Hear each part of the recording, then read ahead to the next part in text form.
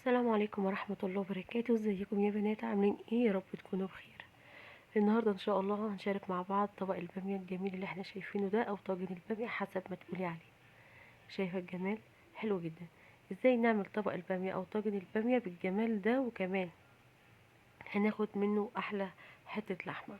تمام يا بنات؟ تمام. نمشي على الخطوات وان شاء الله الامور هتبقى بسيطة مع بعضينا. يلا بينا نشوف هنعمله ازاي. اول حاجة هبدأ فيها وهي تقطيعة اللحمة.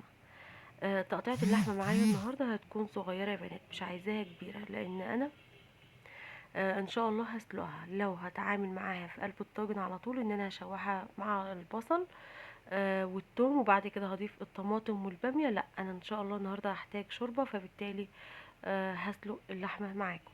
تمام. تمام. نقطع تقطيعة اللحمة تقطيعة صغيرة.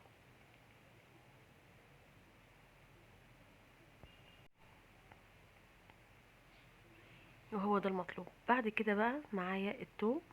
هنفرم كام فص توم كده، 5 6 فصوص توم فرم ناعم. تمام. نجهز كل حاجة كده مع بعضينا. معايا هنا المية بتغلي، هبدأ انزل باللحمة بتاعتي.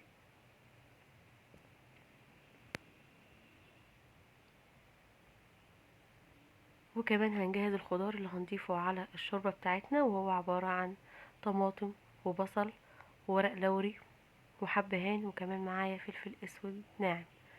ممكن نحط طبعا جزر، ممكن نحط قرن فلفل حسب رغبتك، استعملي. تمام يا بنات. هناخد كل الكلام الحلو ده وبعد كده هنروح على الشوربة. بس قبل ما نضيف الخضار على الشوربة، اي ريم يا بنات على الشوربة يا ريت نشيله، مش مستحب. تمام.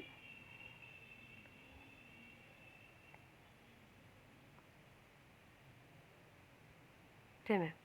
بعد كده هنبدأ طبعا في فرم الطماطم. انا هعمل كيس بامية 400 جرام، هياخد معايا بالظبط نص كيلو من الطماطم. حلو جدا. بعد ما فرطنا الطماطم بنجهز كده حاجتنا واحده واحده كده في قلب المطبخ، عشان ما نتلبخش. انا بتكلم البنات طبعا اللي لسه اول مره يدخلوا المطبخ.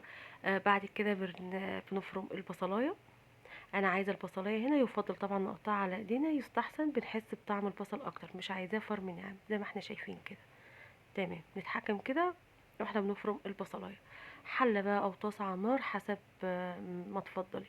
عندي هنا معلقتين كبار من الزيت، وعندي كمان معلقة كبيرة من السمنة البلدي، وكمان يا ريت لو عندك حتة من اللية او دهن. تمام يا بنات. تمام.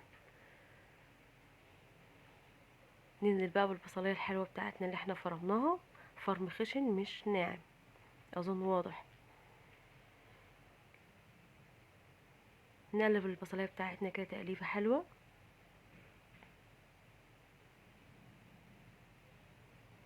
طيب لو انا مش عايزة اسلق اللحمة، في المرحلة دي بنزل باللحمة على البصل وبياخدوا تشويحة. تمام يا بنات. وبعد كده بنزل بالطماطم، ولما الطماطم تتسبك بنزل بالبامية. خلاص ده كده في حالة او مرحلة ان انا مش عايزة اسلق اللحمة، لكن احنا هنا سالقين اللحمة. بعد ما شوحنا البصلاية بنزل بالثوم اللي انا فرمته او دقيته. تمام. هنا بقى نشم الريحة الجميلة. بعد ما شوحت التومة مع البصلاية بنزل بالبامية بتاعتي. انا هنا عندي بامية مفرزة. تمام يا بنات. يفضل اي حاجة مفرزة يا بنات تنزل على البصلاية مباشرة، ونديها تشويحة محترمة كده او حلوة، وبعد كده نتعامل معاها.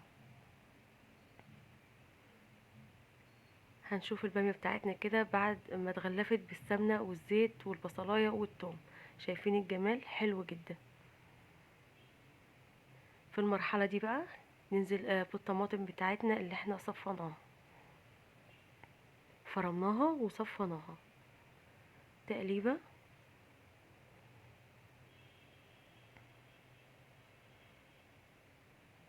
يلا بينا بقى نحط التوابل بتاعتنا بسيطة جدا جدا علشان نحس بطعم الاكل، وهو عبارة عن ملح وفلفل اسود وكمون، مش اكتر من كده، وسنة من البابريكا.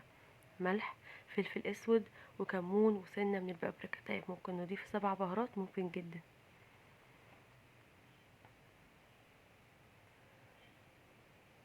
انا هنا في اخر حاجة دي البابريكا يا بنات.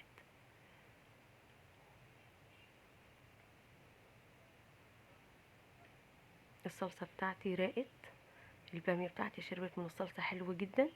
نبدأ هنا بقى في المرحلة دي كوباية كده او نص كوباية من الشوربة. ليه؟ علشان طبعا الطاجن بتاعنا ما ينشفش. خلاص احنا سبكنا الصلصة حلو قوي. ننزل بقى بكوباية الشوربة الجميلة دي وشوف النتيجة. بعد كده بقى نطلع اللحمة نصفيها من الشوربة بتاعتنا وننزل بيها على الصلصة تقليبة والتانية مش اكتر. خلاص اللحمة بتاعتنا مسلوقة تمام. تقليبة كده واحدة بس كده مع الصلصة مش اكتر.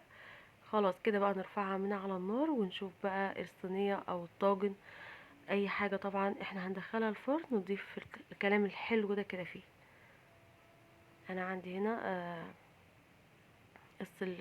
القالب بتاعي هنضيف فيه البامية بالشكل الجميل اللي احنا شايفينه ده. وبعد كده برضو هنضيف كوباية من الشوربة زي ما اتعودنا في اي طاجن علشان ما ينشفش مني في قلب الفرن. ياخد ويدي كده مع بعضيه علشان ما ينشفش في قلب الفرن. ندخل الطاجن بتاعنا وبعد كده ده الجمال بعد ما طلع من قلب الفرن. شايفين؟ حلو جدا.